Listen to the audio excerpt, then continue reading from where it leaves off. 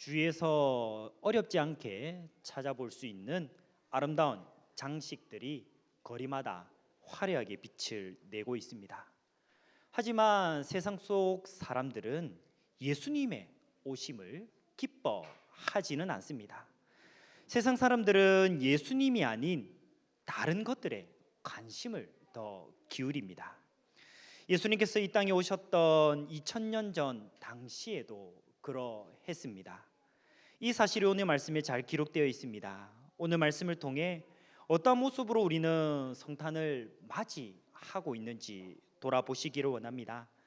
그래서 예수님께서 우리 가운데 오셔서 이루신 구원, 이 예수 그리스도의 오심으로 인한 기쁨을 온전히 누리시기를 원합니다. 오늘 말씀은 이처럼 예수님께서 탄생하시던 때 예수님의 오심을 축하하도록 찾아온 사람들에 대한 기록입니다. 그들은 동쪽 이방 나라에서 별을 따라 온 박사들이었습니다. 이들은 별을 연구하는 사람들이었는데 유대인의 왕이 태어났음을 알리는 별을 보고 경배하도록 찾아왔었습니다. 당시 이스라엘을 다스리던 헤롯 왕이 있습니다. 이 헤롯 왕은 아기 예수님을 또한 해하고자 자신의 욕망을 숨긴 채 이들을 맞이했습니다. 반면에 박사들은 어떠했습니까? 그들은 헤롯 왕과 달리 마침내 마주한 아기 예수님을 경배하고 정성껏 가지고 왔던 예물들을 드립니다. 이후에 천사의 지시를 따라 헤롯 왕의 바람과는 달리 박사들은 다른 길로 곧장 돌아갔습니다. 오늘 잘 알고 있는 이 말씀을 통해서 우리에게 주고 있는 의미는 무엇일까요? 잘 알고 있는 말씀이지만 이 말씀 속에 예수님의 오심의 소식을 접한 사람들의 반응을 우리가 먼저 살필 수 있습니다. 당시 유대인들은 오래전부터 선지자들을 통해 예언된 메시아, 곧 우리말로 구원자를 손꼽아 기다렸습니다. 로마 제국의 통치를 당시 받고 있었죠. 이 로마 제국의 통치를 받던 때에 자신들을 로마에게서 구원하고 자유 독립 국가를 세워줄 그러한 구원자 메시아를 기다리고 있었습니다. 그래서 당시 제사장들, 서기관들 또 여러 종교 지도자들이 메시아에 대한 이 예언의 말씀을 잘 알고 있었을 것입니다. 구체적으로 언제가 될지는 몰랐겠지만 다윗의 자손으로서 유대 땅 베들레헴에 나신다는 그 예언의 말씀을 잘 알았을 것입니다. 자, 그렇다면 유대인으로 왕으로 오신 예수님께서 오셨다는 소식을 들었을 때 그들은 크게 기뻐해야 하지 않았겠을까요? 그런데 헤롯 왕이 자신의 자리가 위태로울지도 모른다는 그러한 계산부터 하고 맙니다. 그리고 그 계산으로 인해서 예수님을 해쳐야겠다, 해야겠다라는 계획을 세우게 됩니다.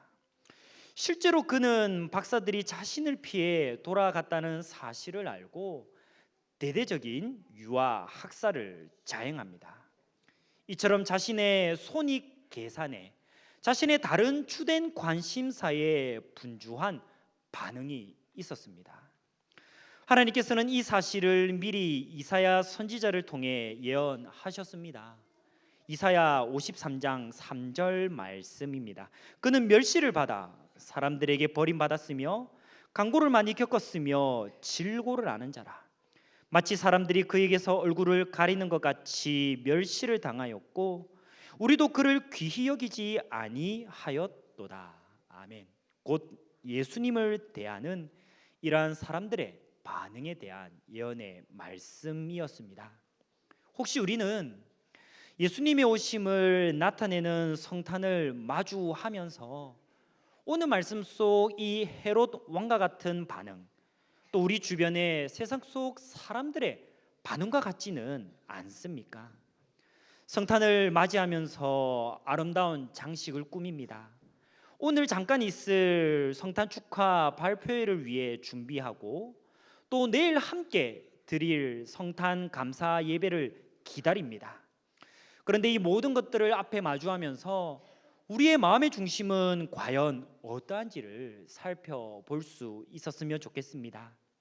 예수님의 오심을 바라보는 그리스도인의 합당한 참된 반응인지, 아니면 자신에게 손익이 될지부터 계산하지는 않는지, 자신의 관심이 예수님이 아닌 다른 데 있지는 않는지를 말입니다.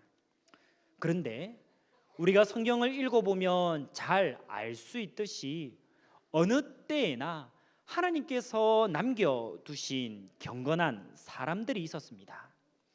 구약 속 엘리야 선지자는 모든 백성이 바알과 아세라 우상에게 빠지고 자신만 남은 줄로 알고 있었습니다. 하지만 하나님께서 그에게 어떠한 말씀을 하십니까? 우상에게 무릎 꿇지 않은 몇천 명요? 7천 명을 남겨두었다고 하십니다. 온 이스라엘이 하나님을 거슬름으로 진노를 받을 그때에도 하나님을 경외하는 자들을 여전히 남겨두십니다. 더 앞서서는 노아의 홍수 때에도 노아의 가족을 남겨두셨습니다. 이처럼 예수 그리스도의 오심을 또한 그 기쁨 가운데 온전히 누리도록 부름받은 사람들, 남겨두신 사람들이 있습니다. 하나님께서는 메시아이시고 유대인의 왕이시며 하나님의 아들이신 예수님의 탄생이 결코 외롭지 않도록 하셨습니다. 곧 하나님께서는 진실되고 신실한 사람들을 준비해 두셨습니다. 그리고 이들에게는 놀라운 자리에 초대된 예수 그리스도의 오심을 온전히 누리게 하는 기쁨을 누리게 하십니다. 이들은 누구였을까요? 오늘 말씀에서는 유대인들이 아닌 이방의 동방 박사들이었습니다. 또 다른 성경에서 볼 수 있듯이 비천한 가운데 있던 양치는 목자들도 물론 있었습니다. 이처럼 예수님의 오심의 자리에 먼저 나왔던 자들은 그토록 메시아를 기다리고 있던 유대인들이 아닙니다. 유대인의 왕으로 오신 예수님께서는 이처럼 이방인에게 먼저 나타나십니다. 역설적이게도 그토록 메시아를 고대하고 기다리며 소망하던 유대인들의 반응은 어떠했습니까? 냉담하기가 그지 없었습니다. 나중에 가서는 십자가에 예수님을 못 박게 하기까지 하였습니다. 지금도 세상에는 예수님을 믿는, 예수님을 따르노라고 고백하는 그런 수많은 사람들이 있습니다. 그런데 이들 모두가 하나님께서 주시는 참된 기쁨을 온전히 누리지는 못할 수도 있다는 것입니다. 구약 성경 전도서 6장 2절의 말씀입니다. 어떤 사람은 그의 영혼이 바라는 모든 소원에 부족함이 없어 재물과 부요와 존귀를 하나님께 받았으나 하나님께서 그가 그것을 누리도록 허락하지 아니하셨으므로 다른 사람이 누리나니 이것도 헛되어 악한 병이로다. 곧 모든 것을 받았음에도 불구하고 누리지 못한다면, 온전히 누리지 못한다면 모든 것이 헛될 뿐입니다. 이처럼 하나님께서는 사랑하는 자녀, 택한 백성들에게 주셨을 뿐만 아니라 누리게도 하시는 분이십니다. 모든 것을 얻을 능력도 주시지만 진정한 온전한 기쁨을 누리게도 하십니다. 이것은 하나님께서 하나님의 뜻을 따라 순종하며 나아가는 모든 자들, 참된 그리스도인에게 주시는 선물입니다. 오늘 말씀 속 동방 박사들이 무엇 때문에 그 먼 길을 마다하고 찾아왔을까요? 학자들의 연구에 의하면 당시 2000년 전에 예수 그리스도를 찾았던 동방 박사들은 페르시아의 점술가로 여겨진다고 합니다. 그래서 이들의 여행은 적어도 2개월에서 3개월 정도 걸렸을 이 먼 여행으로 여겨집니다.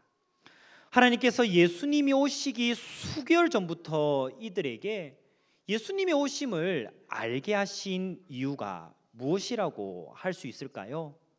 분명한 것은 이들이 메시아, 구원자에 대하여 알고 있었고 그동안 갈망하고 기다려왔다는 사실입니다. 그리고 그들은 다른 데가 아닌 예수님을 온전히 바라보고 있었습니다. 예수님을 온전히 바라보고 기다렸기 때문에 예수님을 만나는 기쁨을 온전히 누렸다는 사실입니다. 이처럼 하나님께서는 예수님을 바라보고 소망하는 자들에게 온전한 기쁨, 하나님께서 원래 주시기를 누리게 하시기를 원했던 그 기쁨을 누리도록 베푸시는 분이십니다. 오늘날에도 메시아를 기다리던 당시 유대인들처럼 자기 자신이 추구하는 행복을 바라고 자기 자신이 관심을 가지는 형통함을 바라는 많은 세상 속 사람들이 있습니다.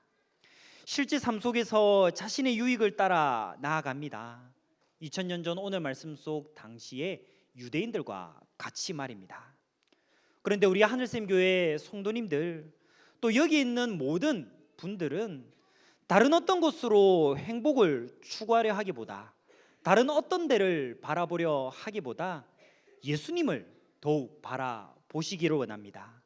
예수님의 오심으로 인해 온전한 기쁨을 누리며 더욱 한 해를 나아가시기를 원합니다. 하나님께서 보내신 예수님이 이루신 구원, 그 은혜로 인해서 더욱 기쁨을 우리가 충만히 함께 누릴 수 있습니다.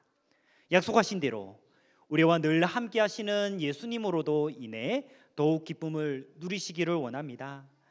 예수님의 오심으로 인해 기쁨을 누림으로 더욱 하나님의 기뻐하시는 뜻을 따라 나아가는 성탄을 마주하며 나아가는 우리 모두가 되시기를 간절히 소망합니다. 이 시간 말씀을 생각하며 함께 기도하시겠습니다.